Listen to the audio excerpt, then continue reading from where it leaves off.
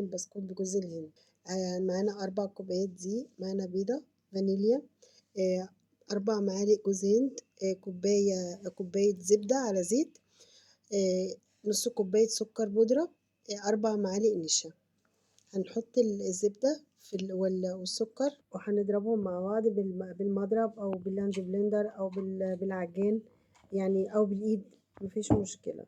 بعد كده هنبدأ نضيف المواد الجافة كلها على بعضها، الدقيق والنشا وذرة الملح والبيكنج باودر والجوز الهند، كلهم هنبدأ نضربهم نخلطهم مع بعض.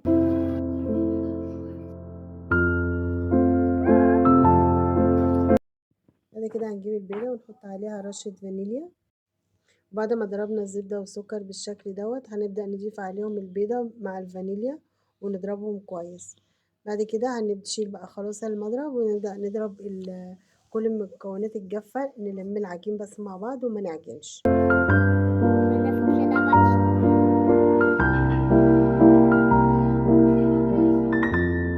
لحد ما يبقى معانا العجين بالشكل دوت هنبدأ نجيب معلقتين سكر وربع كوباية جوز الهند ونخلطهم مع بعض ورشة فانيليا صغيرة.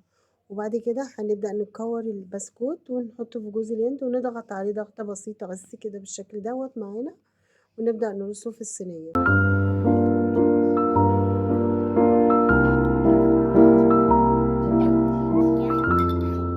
بعد ما خلصنا الكمية كلها هنحطه في درجة حرارة متوسطة وهيطلع معانا بالشكل ده. لو عجبكم وصفتي متنسوش اللايك والشير.